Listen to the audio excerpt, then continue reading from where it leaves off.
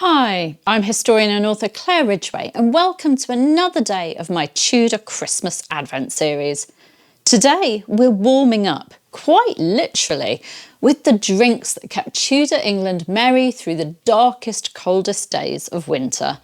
Because while we might reach for mulled wine, hot chocolate or a cheeky Baileys, the Tudor had an entire festive menu of warming, spiced, wonderfully fragrant drinks, some of which might surprise you. Let's step inside the hall, sit by the Yule log and explore the Tudor world of ales, wines, mead and Christmas treats. But before we dive into the luxurious festive drinks, we need to begin with the Tudor everyday reality. Ale was the drink of life, literally. Water tended to be unsafe unless you lived near a spring. Tea and coffee hadn't yet reached England. Milk spoiled quickly and was needed for cheese and butter. So ale, unhopped, mildly alcoholic, fresh and constantly brewed, was what everyone drank, even children. The team of the Tudor Monastery Farm series found that an average Tudor might drink 8 pints a day. And no, they weren't all stumbling around. This ale was much weaker than our modern versions. Ale making was women's work, soaking and malting barley, drying it, flavouring it with herbs, and brewing strong ale, ordinary ale, and finally small ale, the weakest drink, perfect for daily hydration. Beer brewed with hops arrived later and quickly became popular because it lasted longer. But at Christmas, the 12 days of Christmas, the Tudors wanted something a bit more special. And that's where the festive drinks begin. One of the most beloved seasonal drinks, and it was used for ceremonies too, was Hippocras, a kind of Tudor mulled wine. Take red or white wine, add things like cinnamon, ginger, cloves, possibly peppercorns, sugar. The Tudors had a sweet tooth. Strain it through a cloth, a Hippocrates sleeve, and serve warm. It was popular at great feasts, weddings, and of course Christmas. King Henry VIII loved sweet wines and Hippocras was a real royal favourite.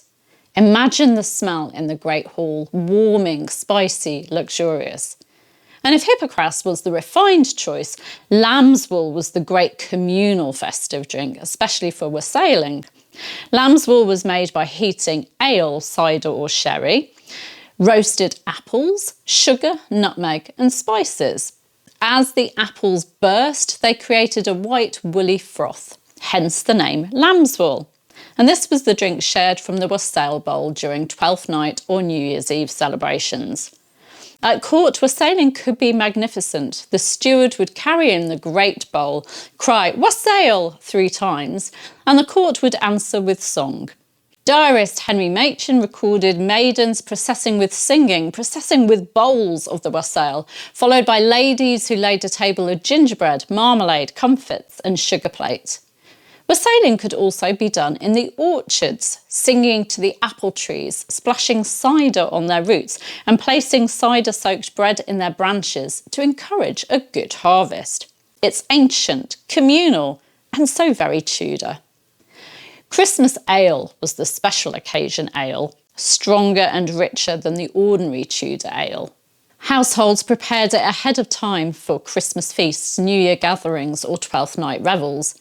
It was smooth, warming and was a great accompaniment to roast meats and marchpane.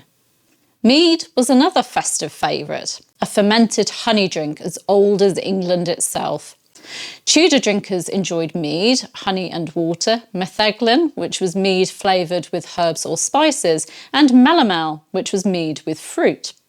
Historian Ruth Goodman recreated a Tudor melomel using plums, honey and wild yeast from the skins. No washing of the fruit because you needed the yeasts. Mead was warming, delicious and sometimes strong enough to knock your stockings off. Posset could be a dessert or a drink, and it was adored during the winter period. A typical posset included hot milk or cream, wine or sherry, sugar, nutmeg and lemon zest. It curdled slightly, but in a nice way, into a rich, comforting treat. A sort of Tudor equivalent of an indulgent latte meets custard. Then there was buttered beer, Yes, you heard that right. If you're thinking Harry Potter, you're not far off. Tudor buttered beer was made by heating ale, ginger, cloves and nutmeg, then whisking in egg yolks, brown sugar and finally butter. It was served warm and frothy, a cosy delight on a cold December night. And mulled wine did exist too, wine heated with sugar and winter spices, just like we enjoy today. The Tudors loved anything warm and spiced during the Christmas season, since it symbolised hospitality and abundance. The wealthy had access to imported wines, claret, burgundy, muscatel, sack, malmsey, Gascon wines and Rhenish wine. And of course they sweetened everything with extra sugar, a luxury symbol. Winter was hard, cold, dark. Food and drink were deeply seasonal. And these festive drinks weren't just beverages, they were warmth, hospitality, community, ritual and celebration. A wassail bowl passed around the hall, a jug of Hippocras at a royal feast, Lambswool bubbling beside the fire, buttered beer handed out at Twelfth Night. These were the flavours of Tudor Christmas.